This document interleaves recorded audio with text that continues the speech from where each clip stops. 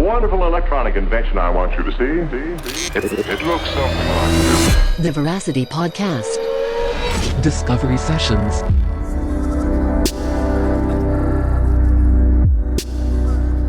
What's up, Vancouver Island? This is your co-host, Brett Jameson, and you're listening to the Veracity Podcast. Today, we've got Danny Olliver on the show. Danny is a singer, songwriter, and guitarist from Regina, Saskatchewan, and has recently made the move to Victoria, BC. He's fresh off the release of his third studio album and has spent the last year touring with Juno Award-winning band The Dead South. He's also toured with other well-known acts such as Colter Wall and Michael Bernard Fitzgerald. Today, we chat about life on tour, the Canadian music industry, and album recording. We also spend an inordinate amount of time on European bathhouses and sprinkle in a few tasteless dick jokes for your entertainment. We actually recorded this episode a few months before we got put on lockdown, so we were able to get Danny into the studio to play a couple songs for us, have a couple drinks, and some good laughs. We hope you enjoy. Hi, my name's Danny Olliver, 2 L's, and this is Vincent Black Lightning, 1952, one of my favorite songs.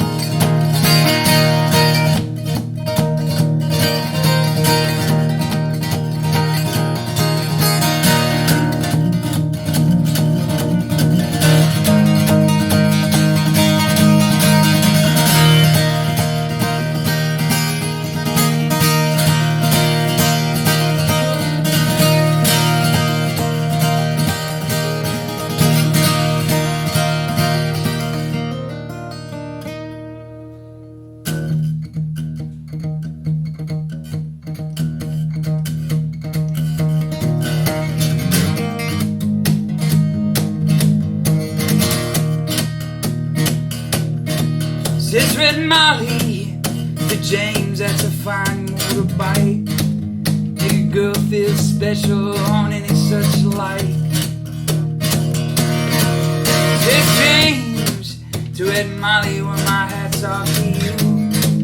To Vincent Black Lightning, 1952.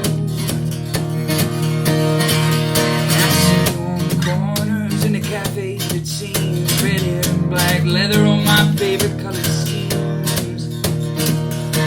Colder on behind. They went down to Box Hill, they did it right.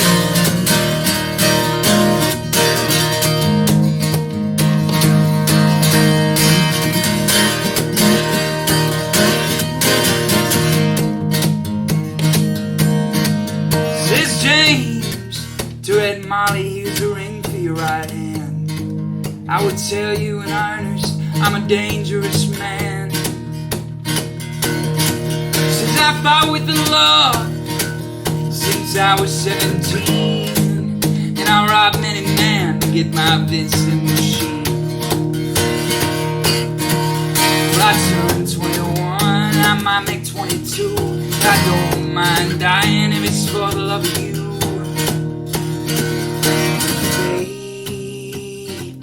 Should break my stride, I'll give you my Vincent right.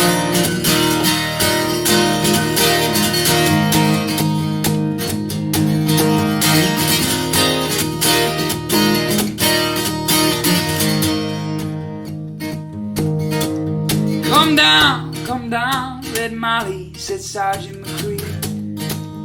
We'd taken young James in for armed robbery.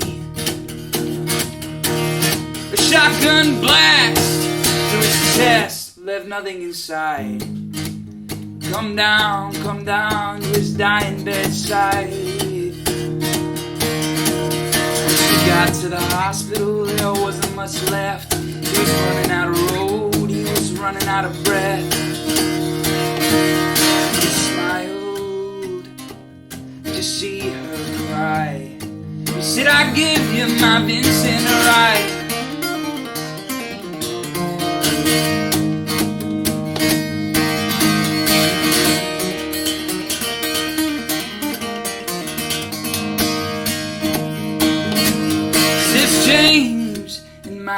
opinion, there ain't nothing in this world beats a 52 Vincent and a red-headed girl. See, greens and ardent and victories don't do. They don't ever soul like Vincent 52. He reaches for a hand and he gave her the keys. He says, I have no further use for these. I see angels and aerials and headlights and chrome, swooping down on highways to carry, oh, to carry me home. He gave her one last kiss and then he died. He says, I'm gonna give you my Vincent to ride.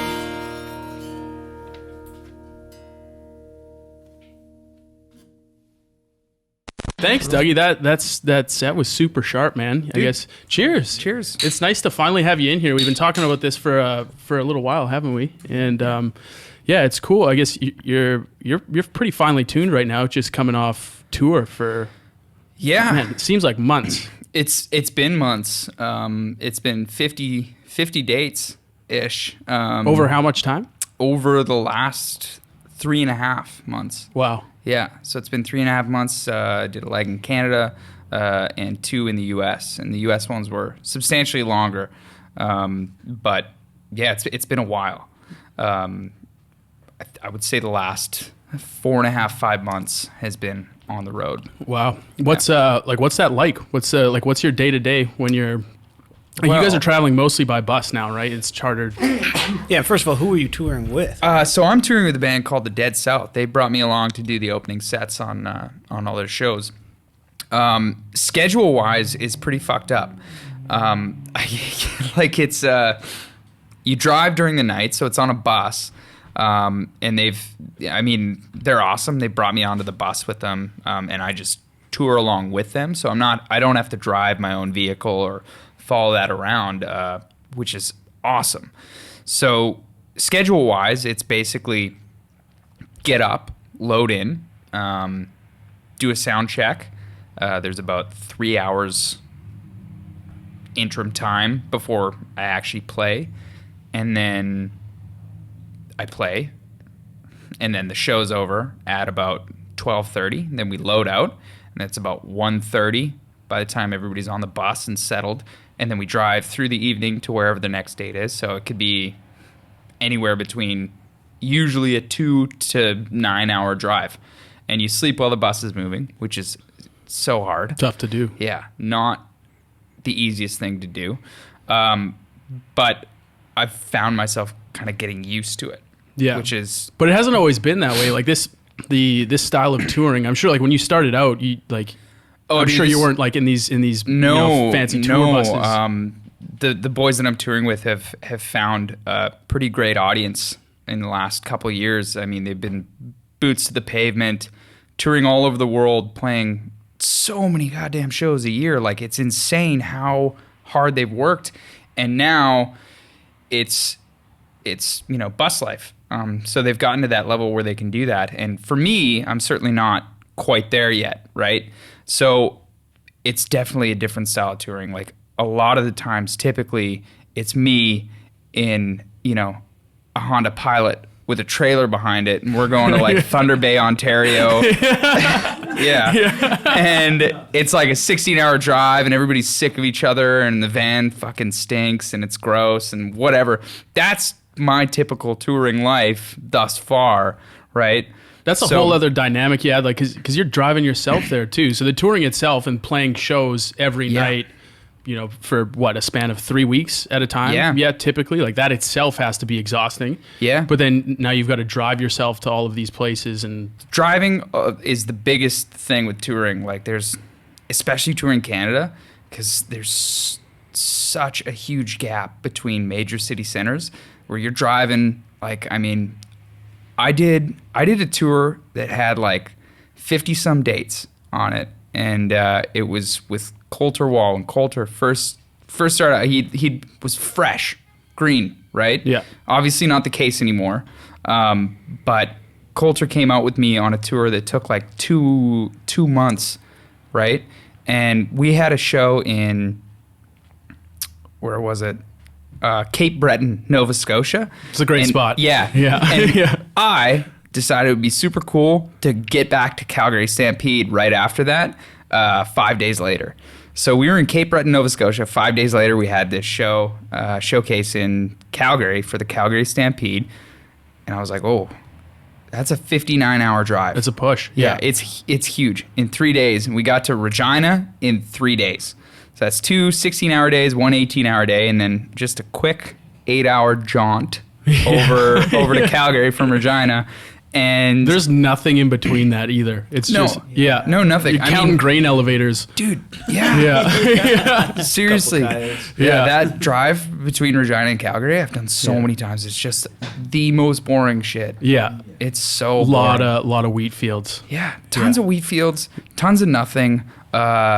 Good cell service, so you can watch a full movie. There's nothing in the way. Yeah, Yeah. You're just driving along, watching, Captain America or whatever. On it is. repeat. Yeah, on repeat. Yeah. Blowing through data. Yeah. Yeah. I feel like that's got to be one of those things where you have to get along with the people you tour with. Like you can't do that type of thing when like if you don't like the people you're with. So like yeah. So I how'd guess you find the you've Dead known the South? Dead South boys for a while. Yeah. how'd you find Yeah. touring Well, with the I group? went to high school with 3 of them. And I used to play shows with them with my old band when they were first starting out. And then my old band broke up and they just kept going.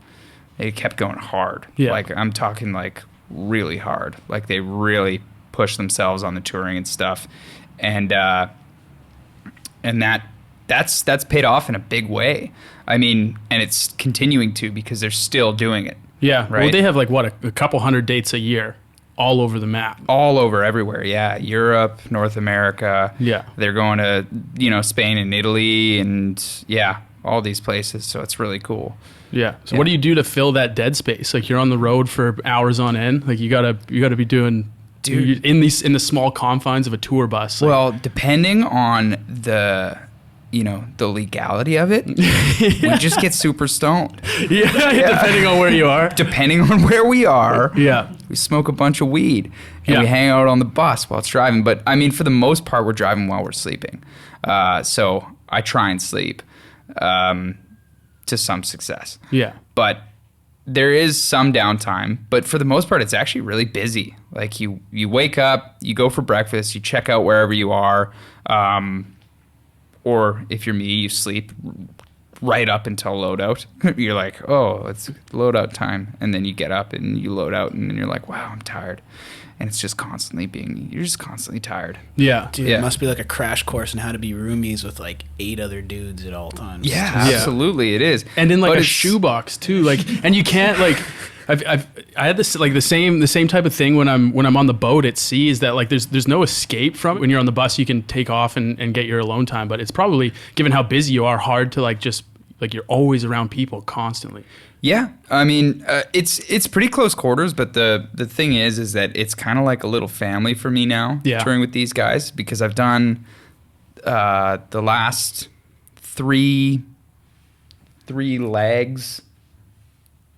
So Christian's making noise over there. He's trying to command the. Yeah. yeah. Scooch over Nick a little bit. Oh, you got a shot, man. Okay, I was like, God damn it, Man, oh my bad. rookie. I'm like, I saw this hand signal from distance. I was like, the fuck? Bush league. He's like, with your chest. I was like, with my chest? Yeah. Push them titties out, man. Do I look small? Just flex a bit, would you? Yeah. Dude, you look really tiny. I'm gonna need you to look bigger. It's been a family for you now. Yeah, no. road It's been family. a family. I've done a bunch of dates with these guys, and they're like some of my best friends now, and so it's pretty special what they have going on. Like even their crew, their lighting guy and their sound guy Ruby, and their tour manager Lauren. Like they're all just they get it right. Everybody's in sync, in tune with each other. Everybody gets each other's sense of humor, which is huge, because if you have somebody that's like, you shouldn't make jokes about that. It sucks. Yeah, right? for sure. It's like so it's really cool to be able to tour with basically your family away from your family. It's insane how good that is. Yeah. For your well-being. Do you have time to create there? Is it too packed where it's just kind of like, are you guys playing in your off time? Are you just on the bus, just like jamming together, like coming up with new shit? Or I mean, that happens occasionally, but not too often. Like, you're so preoccupied with your set and your show, and then when the show's over, you're like, oh, depending on where you're at in the tour, right? Like, right off the bat, first couple of shows, you're like, oh, this is great. I get, and it's not so tiring. But as far as like playing in the spare time, like it really depends on how drunk I am. Like, how many shots of Jameson you've had before loading? Alcohol is a depressant, and like you can come up with some pretty good shit while you're under the influence of pretty much anything. Yeah. Do you remember any of it though, or is it? Yeah, I recorded on my phone just to make sure. Yeah, so the last couple have been pretty fucking sad. Yeah. Yeah, definitely. It's on your T-shirt. I think. Yeah. Whiskey, bourbon, and sad songs. Yeah, exactly. Those are his three bugaboos. Yeah. I'm not saying you need the influence of drugs or alcohol to create anything. That's not at all what I'm saying. I'm just saying that sometimes it's pretty helpful. Mm-hmm. Yeah. Just take a rip of salvia and it's just and really it just pours out after that. You're just stuck to the ground. Yeah, exactly. Think of salvia as a spigot, and as soon as you take it, you're wide open. The floodgates are open. Yeah. Speaking of phones and stuff, I mean, this world, everything's all self-media. You're doing your own media promotion. And how is that? I mean, you're probably constantly having to be on, and are you like doing that for yourself? That's a big part of my day. Absolutely. And especially right after the shows, regramming all the mentions and stuff like that. And I don't use Twitter because fuck Twitter. It's tough and I hate it. Yeah. But Facebook and Instagram are huge right now for that, and it's very, very important to appear as though you're doing well. Yeah, for sure. Yeah, you get it's like free PR though, because everyone there is going to be taking snaps of the show as it's going. Yeah, and that's what you want to see, man. When you're up on stage, you want to see people, oh yeah, this guy's pretty cool. Yeah, right. And it's awesome because playing shows with these guys, they've opened up my market wide. Like, I'm playing in front of people that I otherwise would never get the chance to play, or not never. It would just, I wouldn't in the near future have a chance to play for. And at venue caps that you wouldn't have, right? Like if you're going to some of these places where they've got a listening base, and maybe you haven't tapped into that market yet. Yeah. What's your venue cap? How many people are coming to these shows? Dude, well, it depends. I mean, right now, for them, I think 800 and 2,200 people, just depending on which market we're in. So potentially it's thousands of people every night. That's mental. And it's thousands of people every night who have never heard of me, which is really cool. How big's the jump from what you were playing before to that? I mean, I've played in bigger venues. It's all been in Canada. But I mean, still, it's a pretty huge jump, especially that being that consistent with it. Being in front of that many people consistently is a huge thing. Yeah. And it's not something a lot of artists, I think, at my level get to experience. So it's huge. Yeah. Right. I feel like there's got to be a lot of thought that goes into like a set too, right? It's not like you're just going up there and you're shooting from the hip, right? Like right. You've got X amount of time to prime the crowd, and it's almost like you're taking them on this journey. So like, how do you design your set? So with the shows that I'm playing with these guys, it's a lot different because I have a lot of slower songs that are really ripping sad. And nobody wants in an opener to be like, oh, this guy's a downer, right? Like nobody wants to be like, wow, I can't believe how sad I am after listening to that. Unless that's the show they're going to see. Unless for sure. But if you're opening for a band like the Dead South, you got to, Well, it's a high energy show. Yeah. It's a very high energy show, and they put their all into just stomping around and being the best they can be on stage every night. It's a blast. It's so fun. Yeah.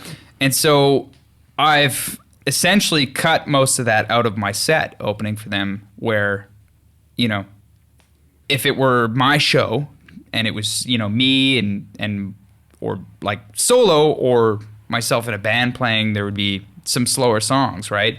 And I tend to cater towards a sitting audience, like a soft-seater theater, whereas they're like, open the pit up, let's get everybody ripping around, stomping their boots, clapping, because it's like bluegrass music, right? Yeah, for sure. It's a variation of bluegrass music, anyways, and their live show is it's all about energy, and so my set caters towards that in the sense that I play a lot of my faster stuff. It's all high energy songs. Yeah. Are you feeling that shift in your own writing and the way you're playing because you've been doing all these shows and you've been taking all this energy in for months at a time? Yeah, I mean, not necessarily in the sense that my writing shifted towards only high energy stuff. Like, I've written some things recently that have been slower and sad or whatever. Maybe not even necessarily sad, more pensive and introspective. But that's all.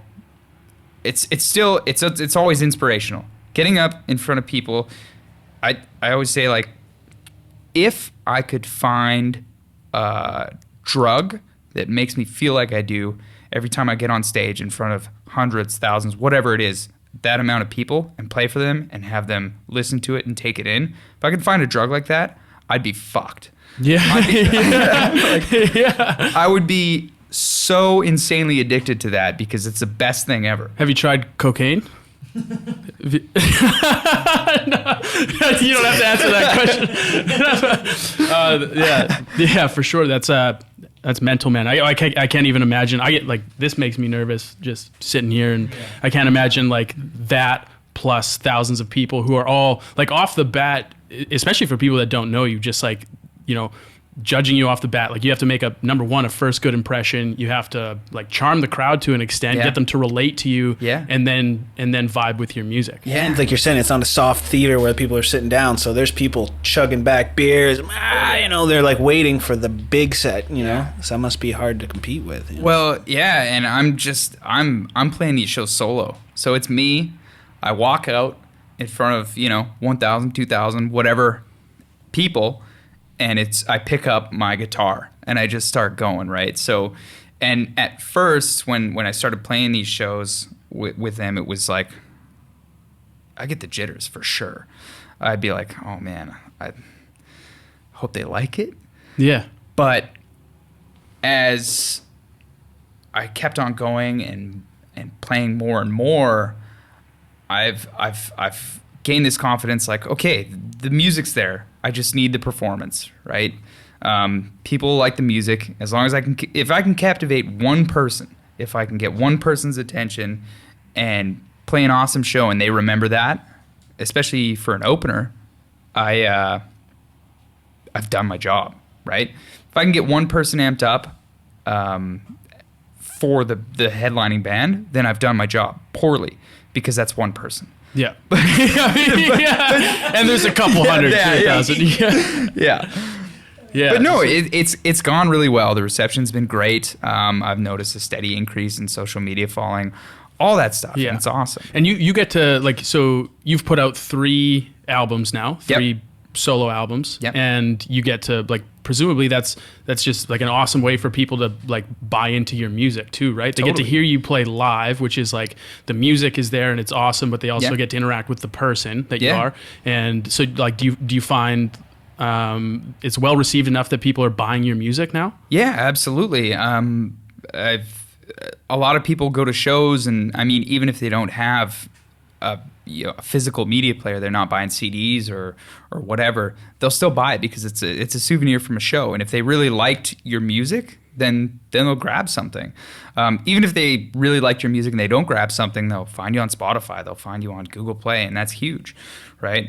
The word of mouth that comes from seeing a good live show is invaluable. It's got to be everything. It must help too, having you behind the merch booth, giving them your personality, giving them some attention, having those conversations. I like to think I'm charismatic, but maybe I'm not. You got it. See, I can fish for compliments like the best. Yeah. So You're really good at it, and we just bite. Yeah. That's an interesting thing though, because like every musician, right, is like first has to play music. So you go from like learning the instrument, right, and there's a long road in between that to like playing in front of show with people, the like the album production in between. So like what's your journey been like, man? Like how? Dude, so I've been playing guitar for a really long time.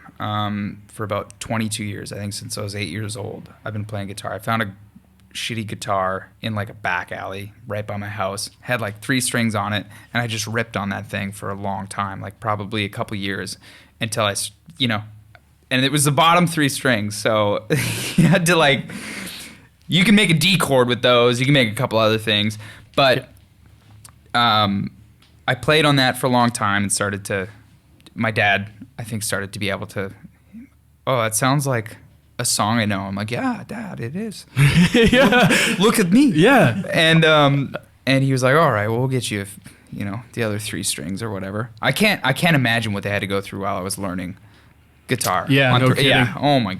I played the saxophone for 2 years and just put my parents through hell, man. I'm sure. No, not at all. In school band, and because I had to practice every night. That was like part of the thing. You have to put in an hour, and I would just ass fuck that thing up and down the house. It was just atrocious.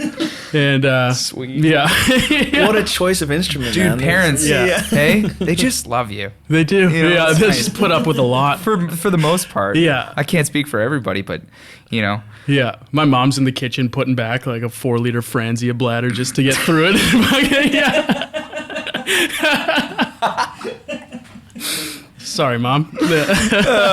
So I graduated to a 6-string guitar, and then mainly I didn't sing. I never sang during the early years. Like even my first few shows were all instrumental pieces. So I just really developed guitar. That's all I did. Are you self-taught? Yeah. Okay, so you've never taken a class, never taken a... No, I have not. And yeah, I guess that's a thing. But you pick stuff up, right? And eventually theory interests you more. And I can't say I'm, good with theory, or I can't sight read a piece, but I kind of know what's going on.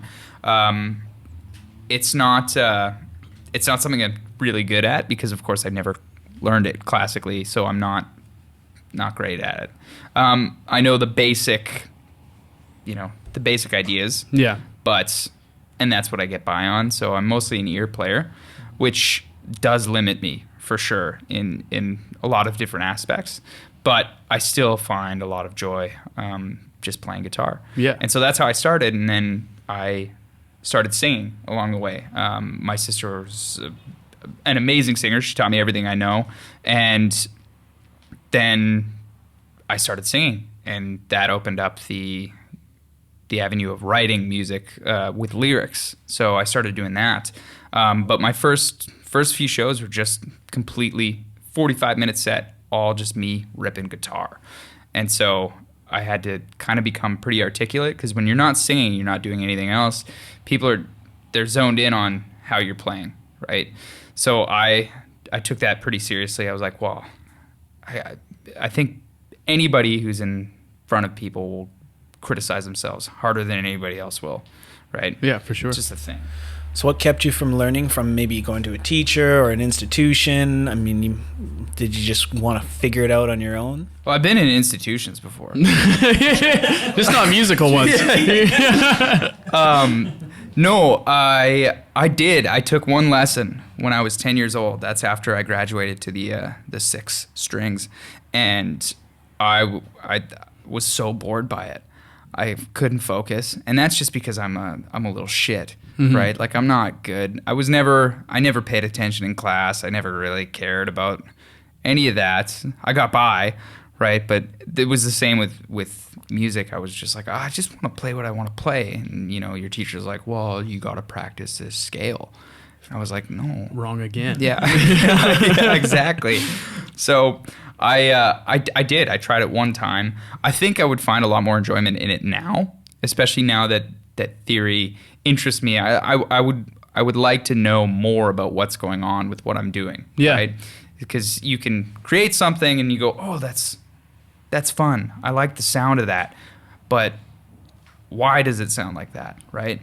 And if you know theory, you can know. Yeah, for sure. You know why it sounds opens like up that, some right? other doors, some other it definitely creative opens doors. up some other doors. So I mean, I've been doing some studying on my own, but it's nowhere near the level of, you know, a classically trained musician for sure. But I mean, you've written 3 full albums now. So when did your first album drop? 2014. So I was in a band for a really long time, and we started to gain some steam, and then that kind of fell apart as bands do. Mm-hmm. And I still wanted to keep playing music. And before I really gave myself to music, I did a lot of other stuff. So I was in business school at the University of Regina. I, owned a franchise of a painting company. Did that for a couple of years, worked at a training consulting company, climbing up a corporate ladder, doing all that stuff. And I was like, you know what? I'm really doing myself a disservice because I've come this far. I've put this much time and effort into it. I should play music, right? So 2014, boom, savings gone, album, right? So that's all self-funded. Like you're working the 9 to 5 on a day-to-day to put this album out here. Yeah. Yeah. Yeah, absolutely. And so 2014, I was like, I have this album. I got to tour. That's what you do, right? Looking back, like hindsight's 2020, right? It's maybe not something I would have done. I would have used social media and I would have used the internet to broaden my audience instead of just spending thousands of dollars going out on the road for months on end, playing to a dog in his nutsack in who knows where, Canada, rural, whatever. And but you keep doing that, and you do notice it getting better. You do notice it getting better every time you go to those places. So I kept doing that, and then I did a second album because I was like, well, an album every year, right? It makes sense. Yeah, it doesn't. Yeah, of course. It doesn't make any sense at all. So now I'm like, I'm finally playing to bigger audiences, and they're like, oh, wow, you have 3 albums? Didn't you just start? Like, no, I've been doing this for a hot minute. Yeah. So, and it's funny, like on a scale of careers in music, that's a scale. I'm still like right here, right? Mm-hmm. Which is good. It's a bright future. Yeah, absolutely. Keep doing it, right? It's like going to school for 4 years to get a degree. You're like, oh, I'm gonna get this degree, and then I'll get a job. But they want 5 years work experience. Yeah. Think again, man. It's more than 5 years. Yeah, for sure. I think there's this idea that, it's all going to happen overnight. Like, I feel like, the whole Billie Eilish type thing, you're going to show up on the scene, you're going to kill it, you're going to get 5, Grammys or whatever. Yeah, I feel like there's more going on than just being a talented musician for the people that go 0 to 100 in that industry. And I think there's a lot of cases where the music like maybe isn't that good and they're selling a person, they're selling a personality. It's branding, I think, a lot at that level. But still, there's some cases where people garner a certain amount of success in a very short period of time. But you have to look at that from the outside. You have to go, what's really going on here? Like, a lot of people, perfect example is the band I'm touring with right now, like the Dead South. Like, everybody's like, oh, they had that YouTube video and they blew up. It's like, take a look back. Yeah. Right? How long have they been playing shows for? It's not like that happens overnight. No, right? No, it's been 8 years. It's been 8 years, and they've, at the start of their careers, they spent every penny they had getting out on the road. And a lot of those guys had just started playing instruments. Yeah, like right before they started playing shows, they had just picked up guitars or whatever. Colton didn't even play banjo before he started playing banjo in the band, right? Like, they're just like, we need you to learn this instrument. Yeah, and now he's just ripping good at it, and it's like it's cool. I mean, sure, maybe in the pop genre or the pop country genre, there's people that there's some money and momentum behind that, right? And it might not even be deserved, I don't want to say too much, but there's certainly people out there where you can look at what's immediately in front of you and being like, oh man, that guy got so lucky. Like, his music's great, but so lucky. But you take a look at it and you're like, how is luck over 10 years? Like, how do you call it lucky? You know? Well, I think people are taking it in like at the point that it's visible to them, right? So this like, take a band like the Dead South that it, like, you know, slowly or incrementally gain steam over time, and then it's just like they reach a threshold point where they start to get, you know, and that's when people view them, but they haven't seen the previous 8 years of you know, learning the instrument, playing to, you know, small bar rooms. Like, that whole process is entirely invisible. Quick success, you know, that illusion. I think it's huge. Definitely an illusion. Yeah, quick success. definitely. That happens so many times over, but people like to hate, right? Or people like to be like, well, if I just put my mind to it, I could do it. Sure. Which maybe, well, I mean, you could. Sure, you could. Yeah, but it's a lot more work than you. The put your mind to it part is not trivial. Like, it's, you know, you've been trying to teach me a little bit on the guitar, and it's so goddamn hard, man. It's so chubby and fucking, I just can't do it. And then, it's thousands. It's got to be thousands of hours that you have to... Far more than thousands, As before you get to a point where you've mastered this instrument. Yeah, what do they say the hours for mastery are? Like, how many hours you have to put in? Oh, man, I don't even know. I don't know either. There's a number. There's like a quote. It's a number. There's like a magic number, apparently. Well, there's no magic number, because maybe you can master one specific style of playing, but even then there's going to be somebody that's better than you, and that's the coolest thing about the road, is like, you get out there and you see these musicians and you're like, oh man, it's humbling. Oh, it's good. It is humbling, because I mean, you learn to not compare yourself to other people, which is very important with whatever you do, right? So you just made a big move from Saskatchewan, so that's where you were playing originally, right? And so when you start your music career and you're building this fan base locally, and then all of a sudden you're going to uproot yourself and move to a new city where people, like, maybe a few people have heard of you, but not many. So what's that like, making that transition and just like, going from a place where you've garnered a certain amount of attention, and now you're almost starting from ground zero again? Because when you first moved here, I remember the first show you played was at UVic open mic, right?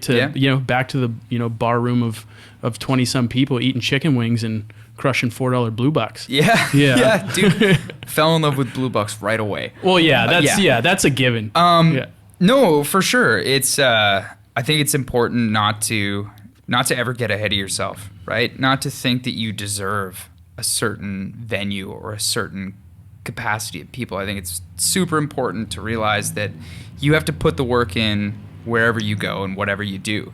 And if that means coming to Victoria, and I had never toured out here. I'd never toured this far, right? Typically, people go right into Vancouver and they're like, oh, I have to take a van full of 6 people in a trailer on this ferry. That's at least $700. I don't know if we have that in the budget. And that's what it was for me, is I never got to come out here, right? I'd been out here previously. My grandparents have lived here for 40 years, right? And then my parents moved out to Sauk about 2.5 years ago. And I was like, well, I don't need to be in Regina, because it's cold for 6 months. All the time. It's cold for 6 months. I'm going to end up with kids, and that's where I'm going to be. And it's going to suck. But yeah, dude. There's a few of us out here now. But coming out here is it's awesome, because it's starting over from zero.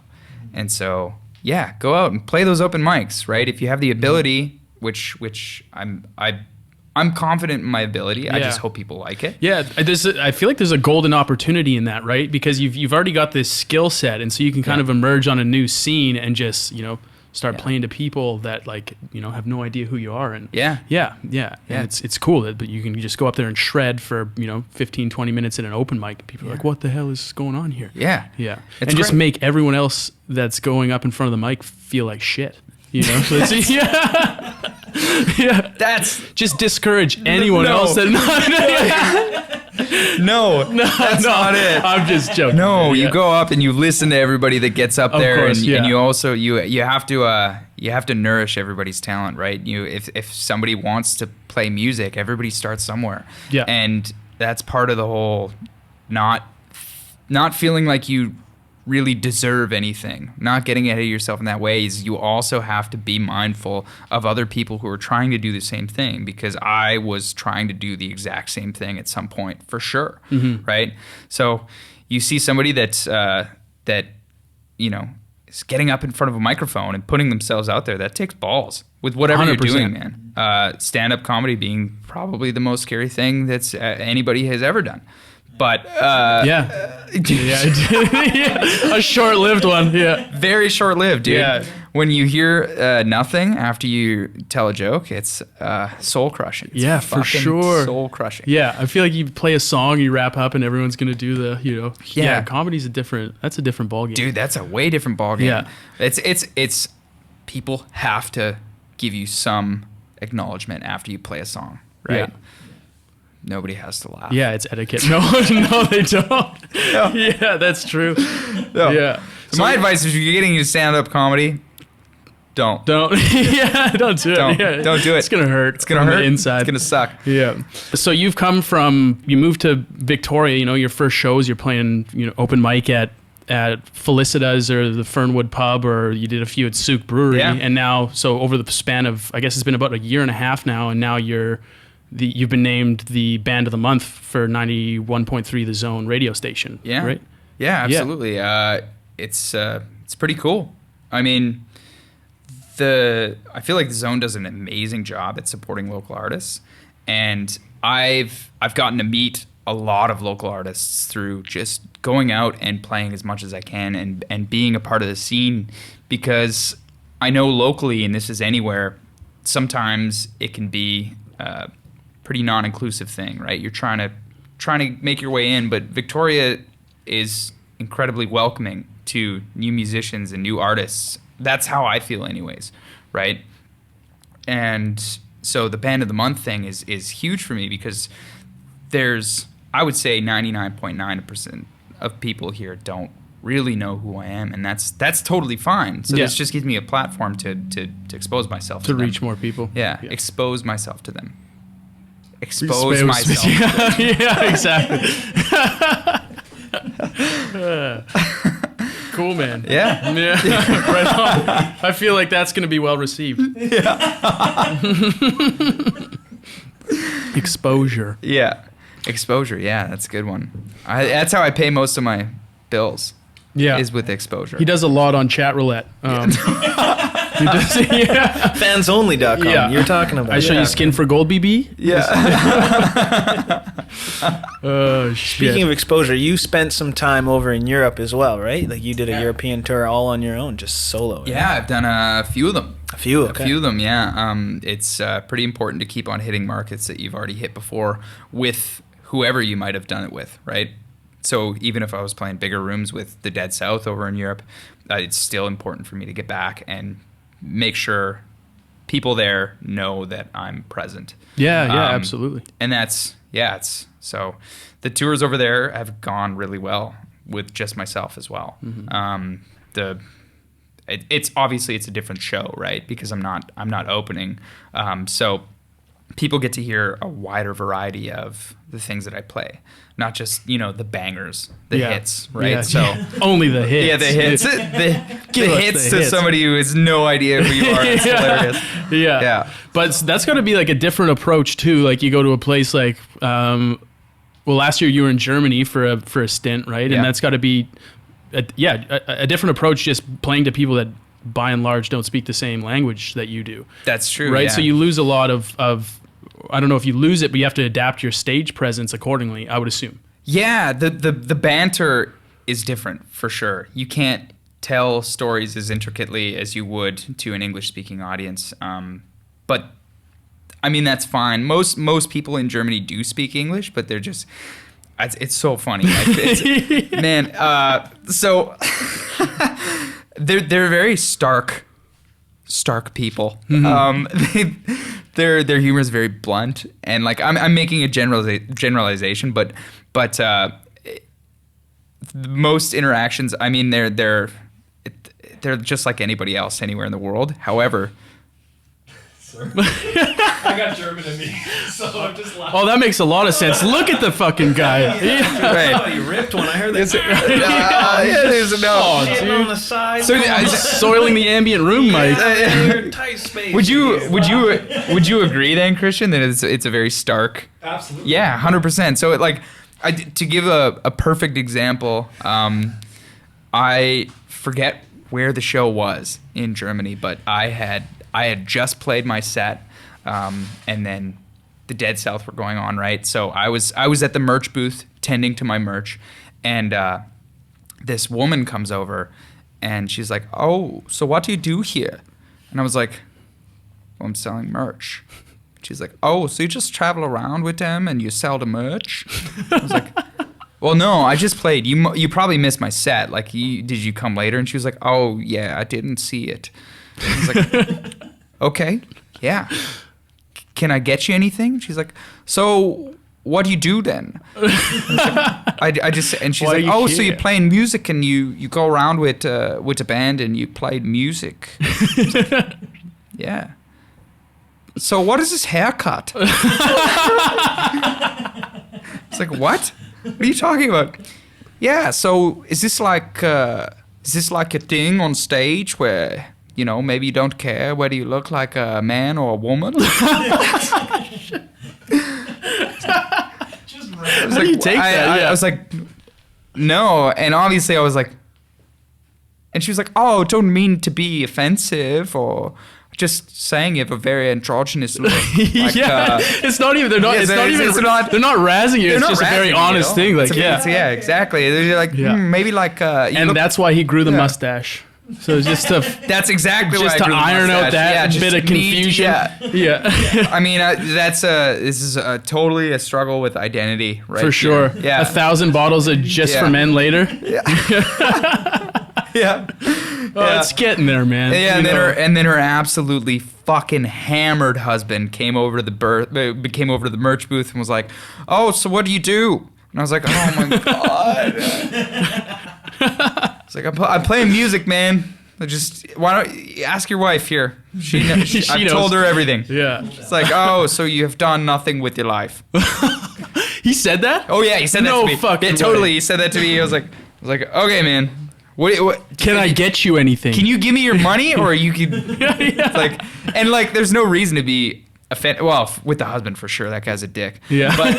But the woman was not being offensive in any way, and that's just kind of the interaction that you get with that audience. So when I'm on stage, I can't be as nuanced in my storytelling as I regularly would, right? Yeah. It's a tough thing.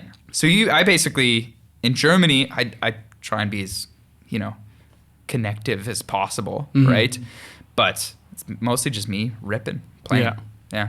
A little bit in between. Yeah. Like, how's the traveling going through Europe? Because you're saying in the States with the bus and the big tour bus, everything like that. What's it like in Europe? I mean, it's with the guys, it's a bus, right? With myself, it's, a big Sprinter or whatever it is, and it's totally fine because in Europe, your driving is 2 hours, like tops usually. It's so minimal. The population density in all those places is like you don't have to go very far to find people that want to come to a show. Yeah, lots more time to chill in naked bathhouses and the naked bathhouses. What the fuck? I know, man. I want one here just for this. Yeah, I don't know why we don't have one here. Wild Wednesdays, baby. Wild Wednesdays, but that's a different kind of fucked up. Yeah. I don't even know what's going on in those steam rooms. I was gonna say Crystal Pool in Esquimalt don't quite match up to some Russian bathhouse type thing. Yeah, dude, the bathhouses. It's awesome though because like it's completely non-sexualized. Like it's just people like going to relax and have their day at the spa. And yeah, absolutely. Yeah. I was worried about it because I went with Nate and Danny and Lauren. Like our TM Lauren, who's definitely a girl, and I was gonna say, I feel like what is this? What is this? Is this cause maybe you don't know? No, but I went with my best buds, and I was like, fuck, they're all gonna see my dick, right? It's inevitable. Man. They're all gonna see my dick in Germany, and everybody's gonna see it, and I'm gonna see her labias. I'm gonna see. And it's like, shit. I was so worried about it going in, and they were like, dude, don't worry about it. It's not even a thing. Like, you'll see when you get there. It's not a thing. And I was like, okay. So I'm in the change room, which why would they have a fucking change room at a naked co-ed bathhouse? Yeah. It's like, why doesn't everybody just take off their britches and just show everybody their junk? It doesn't. But in the lobby, just strip down right there. Leave the gear with the shoes, man. You know? Dude, yeah. But it's insane, dude. If we go into this naked bathhouse, and like, I don't know if that's what it's called, a naked bathhouse. It's just a bathhouse Where everyone's naked. Yeah. And we go in, and you just walk around. You flail around, and man, like, looking back at it now, I saw some fucking hammers. Like, it was, yeah. However, at the time, like, during that, They're like, not erect, though. No. Just thick and calloused, just fucking meat swords. Dude, big dicks for sure. But at the same time, it's not sexualized, and you're not reflecting on any of that. You don't think about yourself when you're like, oh my god, that guy's dick is huge. Look at this shit. Right? And so it's so non-sexual, and it's so easy and relaxing. You just go there and you do your thing, and it's awesome. It's exactly what a spa should be, right? Yeah. And you don't. It's so much easier because you just dry off and you get back into your clothes. You don't, because you're touring with a group that, like, well, now is like fairly well known. Do you ever just have like people strolling up in the bathhouse being like, dude, yeah. Oh, you like Vista Dead South? So Yeah, no. So I'm with Nate and Danny, and we're in the bathhouse, obviously, and we're fucking naked, very obviously naked, and having an interaction like that in a bathhouse was so good to observe, because I'm so glad it wasn't me. I'm so glad nobody came up to me and was like, oh, I think I saw you on the internet. But that's what happened. Yeah. A guy came up to Nate and was like, you look familiar. And Nate was like, he's just standing there, like, you know, balls out. Like, Yeah. like, and Nate was like, oh? He's like, yeah, you have that video. You know, you're that guy. And Nate was like, huh. So, yeah, I seen you on the internet. And Nate's like Pornhub? Not the place, man. Not the It's place. not me, yeah. It's like, not the place. I haven't put a video up on there in ages. I mean, we do have the equivalent here. We got nude beaches, though. That's I mean, true, it's yeah, open to the it's true. wind and the Yeah. elements. I mean, Man, you got- I spent a Canada Day at what's the place? Is it Kitts Beach or Wreck Beach? Yeah, Wreck Beach, and it was nuts because it was Canada Day. The place was just packed, and there's just dicks flying everywhere. Everyone's naked. Yeah, I saw my first pierced nutsack, and that was a wild experience. Whoa. Yeah, and you can't look away from that ever. That's tough. no. But yeah, but we were just sitting by we were posted up on the, like, at our, like, you know, beach site. We had a little, like, fire going. We were having some pints, and some friends had come up from Portland and, like, couldn't bring their weed across the border, obviously. And so, like, do you think we can get some weed here? And I was like, I guarantee you we can get some weed here. I didn't even move an inch. I started yelling weed. I was like, weed? Does anyone have some weed? And, like, there's this, like, blanket of, I don't know, one of those mandala blankets, like, separating us from the next site. And this guy just, like, pokes up under it, ass naked. He's like, you want weed? I got mushrooms. I got weed. What do you need? He's just like,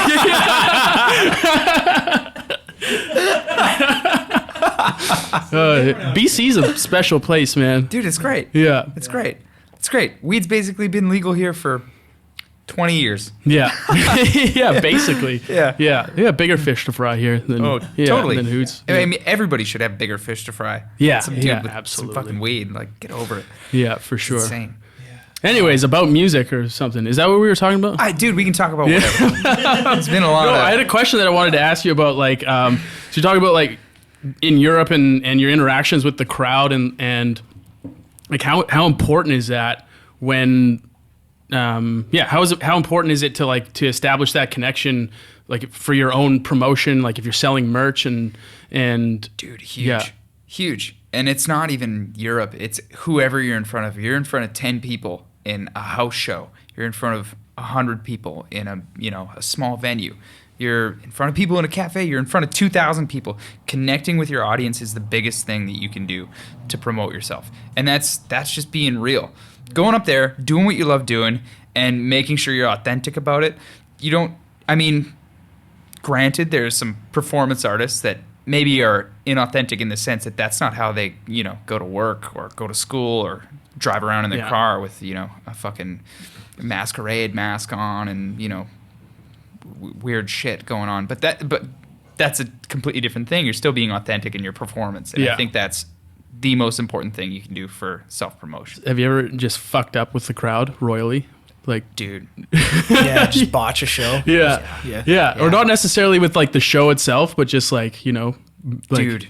So I feel like you have a story about this. Okay, yeah. Recently, I was in Fort Lauderdale. Okay, so I was in Fort Lauderdale. And sometimes on tours, you can forget what day it is. You don't know what day of the week it is. You don't know what number of day it is in the month. You don't know if it's the 12th, the 13th, the 14th. You have no idea because you're on a bus.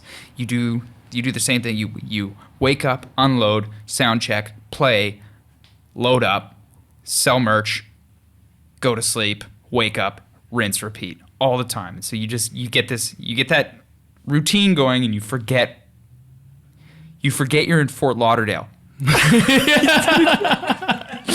And then you get up on stage. We love you, San Francisco. Yeah, you get up on stage and you do the same thing you do every night. You say, "Hey, how you doing, Tampa?" And it's the worst shit. That can't be like. It's the worst. Is it that bad though? Do people get that choked if you mess up? Like, the place that you're at. Like, okay, so people don't get choked.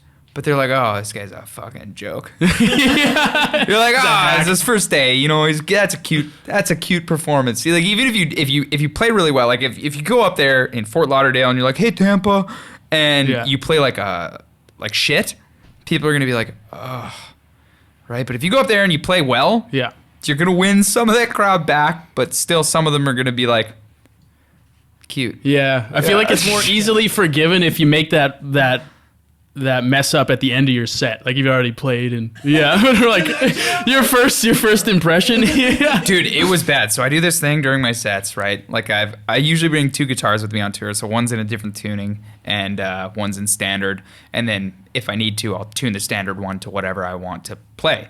And so I do this thing while I'm tuning, just so that I'm not completely disconnected from the audience, where I'll go, hey, I'm a fresh face for all you guys, so ask me any question you want. I'll answer it. Do that while I'm tuning. It's a good way to get people to interact with you while you're up on stage. And it works in any size venue. So you could be like, hey, does anybody have any questions? I know you've never seen me before, whatever. So in Fort Lauderdale, after I fuck up royally, I do the same thing. I'm tuning. I'm like, so I know I'm a fresh face for everybody here, but if you guys have any questions, yell them out at me. I'll answer them. I'll answer them as we go. First question. Yeah, where are we, motherfucker? Oh! I told you. Yeah. Tampa. I deserve it. Yeah, I deserve it. To be fair, we were in Tampa the next day, right? Fort Lauderdale was it was Tampa 1. Yeah. So I just... Oh man, well, it sounds like you have to be on a lot of the time. Like you constantly have to be on your best behavior, basically. Well, okay, well, not the best behavior, but you just got to be on interacting with it. Yeah. Fair enough. Yeah, as soon as I said it, I fucking knew it. I shouldn't have said it. But okay, what I'm meaning to say is more so you need to be on. You just have to be communicating with people. So when you get off the bus, when you come home and you get to hang out with you guys and just chill out, what do you do for yourself? Like, what do you do to like recalibrate, take a breath, focus in on? Oh, holy, okay. Production I really Thank you. Yeah. So to recalibrate, I don't know. I'm so fucking bad at it, and it's sometimes you just get run down. It's just what happens. So you go until you get absolutely fucking run down, and then you get sick for 2 days, and you play through that because you can't just not show up, and then you get over that, and then you do it again. Yeah. Like it's not really. You try and find ways to be active, right? Go out for walks, go to the gym, go rock climbing, go do whatever, because I think that's really important. I actually, one of my tour things is I don't buy socks, or I don't wash socks. Sorry, I buy socks. I buy new pairs of socks. I just throw every fucking pair of socks that I have out, because you don't want to put that in your bag. No, it'll never be the same. It's so gross. Yeah. So gross. Yeah. That has nothing to do with your question. However, I just want the audience to know. I got fresh socks all the time. Well, okay, what about Ginch though? Like, what's going on? Oh, I wash those. Oh, okay. But usually I bring. You almost don't. Just turn them inside out, man. You can get like 8 wears out of it, inside out, backwards, and whatever. Dude, every musician is going to tell you something different about tour. One of the weird fucking things they do. Yeah. Yeah, for sure. Yeah. But no, you find ways to be active so that you can cope with your schedule. I mean, it's busy. It's busy every day. Every day it's busy. So, I mean, I bought a Nintendo Switch recently, and gaming is my shit. I love doing it, right? And best portable system in the world. It's so good. So, Nintendo, if you're... I assume they'll probably be listening eventually. Yeah. Nintendo is listening, dude. Man, we got like 150 followers. Yeah. And 7 on Twitter. Yeah.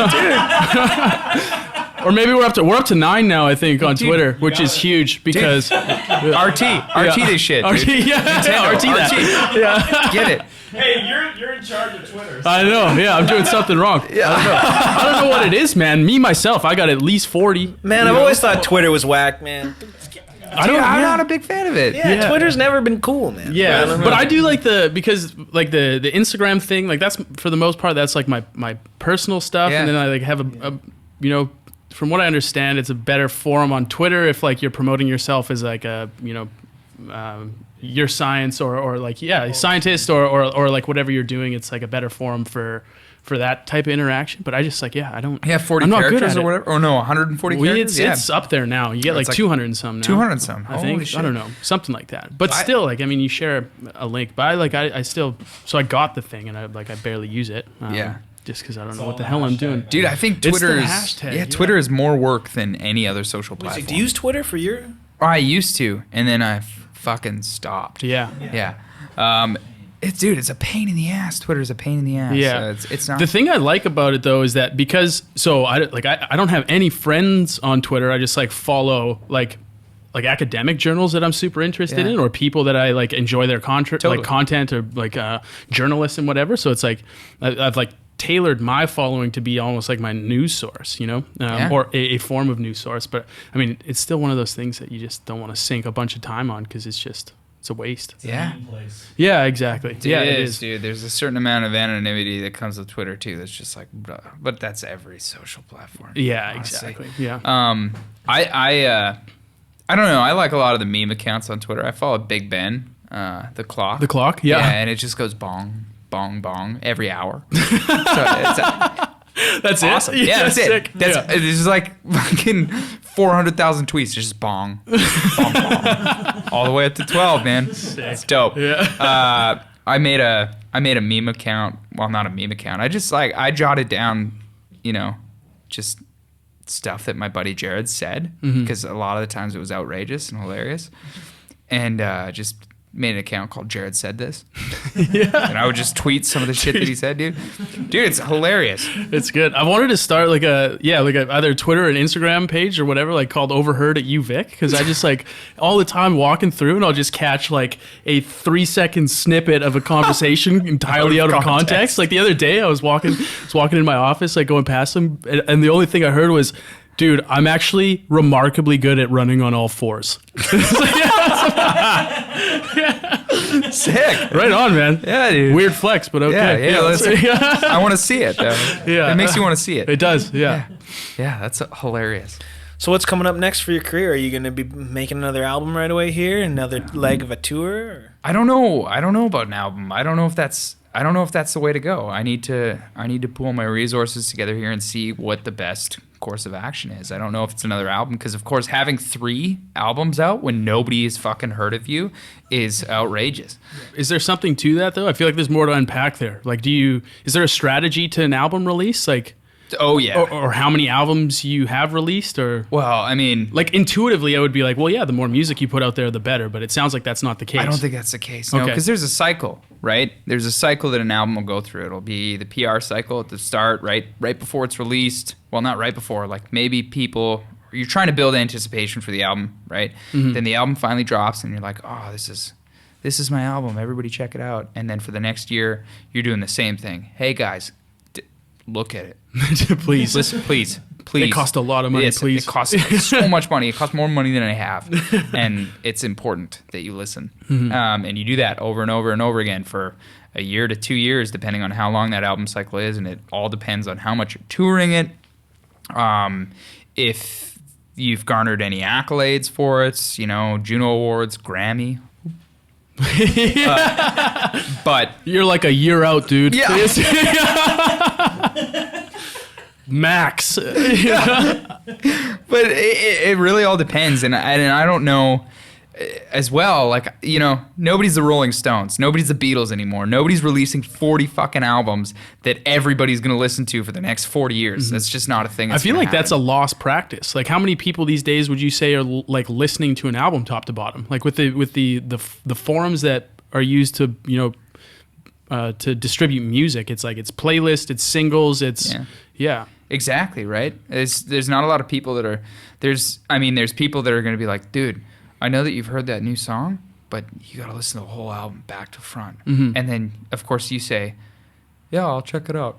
And you never fucking do because it's just the one song that you like that's on your playlist, right? Yeah, for so sure. nobody's listening to albums back to front unless you buying vinyl, right? That being said, that's a good point because I feel like vinyl is making like a pretty big comeback. I know you pressed your last one on vinyl. Yeah. We just bought just got a turntable, and it's the best for just like, number one, being intentional about listening to your music, and then it forces you to engage with the whole album. And that's so true. But like, so like, I know you sold out on tour of your vinyl, so people are buying that.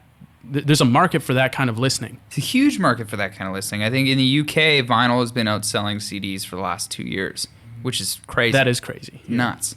So it's becoming a media that people are buying. I'm actually surprised people buy CDs here at all, man. Like, I would go straight to vinyl if I was buying anything. It'd be Spotify, vinyl, period. Like, CDs would be useless.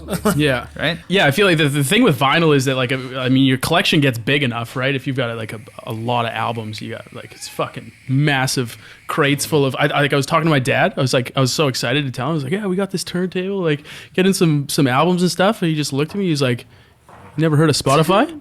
He's like a guy that grew up in that era that's just over it. He's like, I'm like lugging crates of vinyls around. Yeah, literal milk crates. Yeah, I left all mine at my mom's house, moved out here, and I was like, Mom, you want my turntable and all my vinyls? She was like, sure. I'm like, awesome. Come back to her place for a visit. She's using it all as like a table. Like, the fuck? She's like, couldn't figure it out. The wire fell out or something in the back. I'm not reaching. You gotta move over. Yeah. And put it on Well, the she thing. knows all that, but there's like some wires in the back she just want to put together. I'm like, whatever. Like, reach back there, 5 seconds. So, as somebody who's listened to vinyl, would you say you listen to a lot of vinyl? I wouldn't say I listen to a lot of it because, like you said, it's an intentional practice. Like, it's sitting there with like your time. You're putting in your time. Like, you know, I'll be listening to Master of Puppets or like Mars to Sirius, or, you know, everybody's got that classic Bob Marley Golden album, right?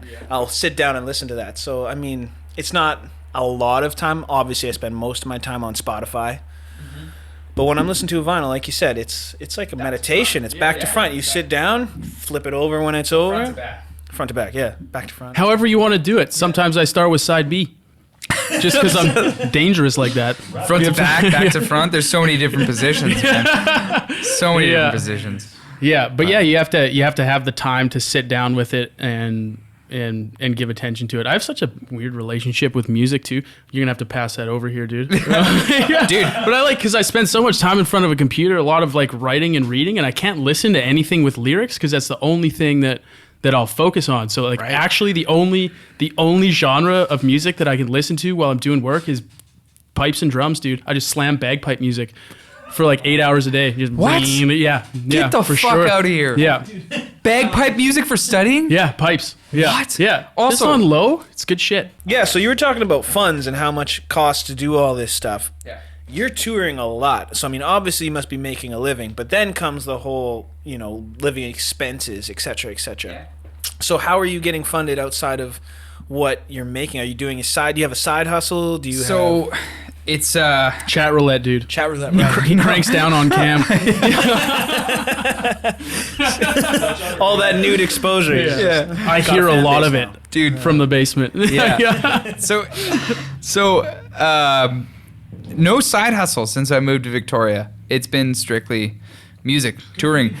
Yeah, I did work when I was in Regina as a means to pay the bills.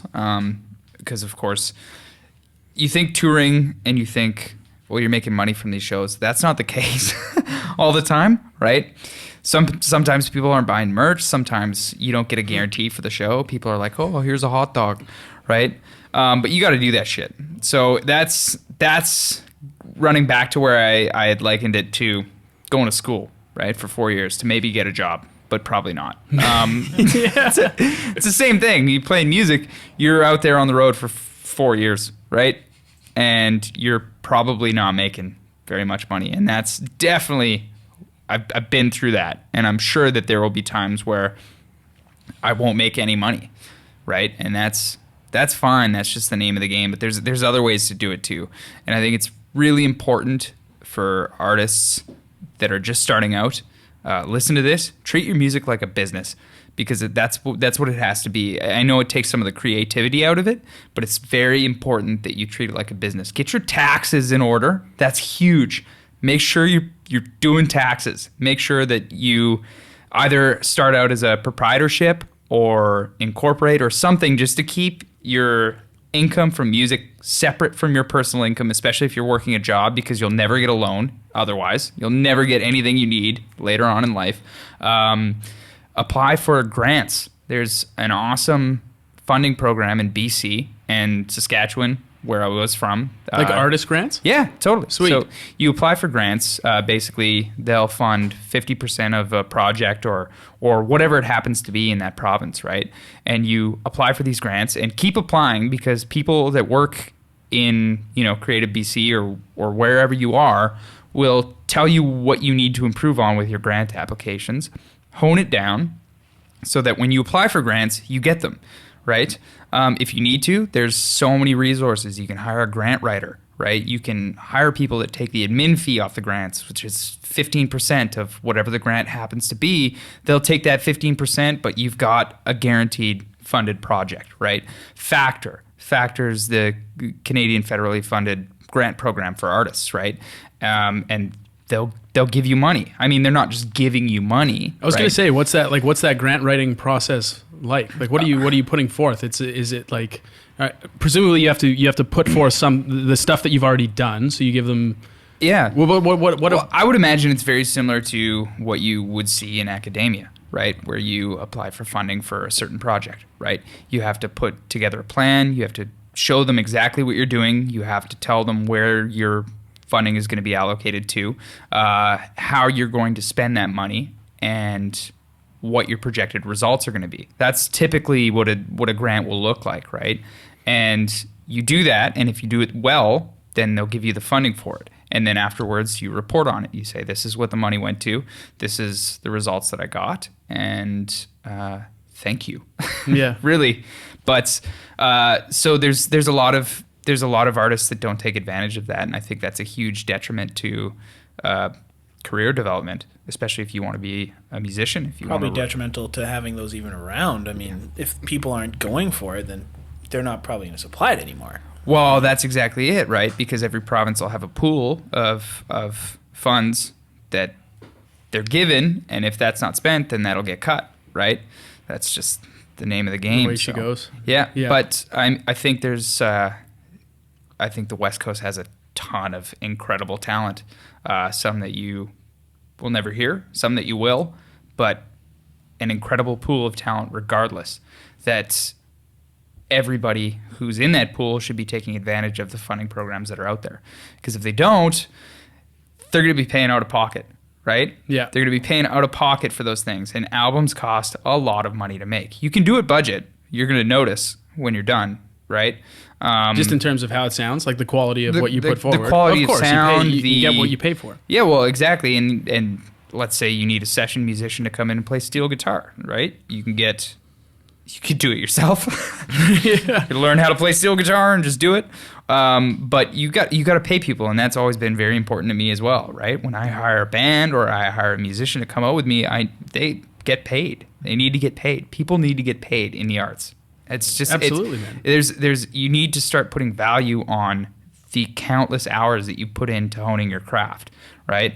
If it's let's say it's painting. Let's say you've been painting forever. You've been painting for years and years and years. You need to take a step back and be like, oh, well, it's just painting, and realize that you've spent so many hours, so many countless hours trying to get better and hone your craft and make sure that, what people see is, Yeah,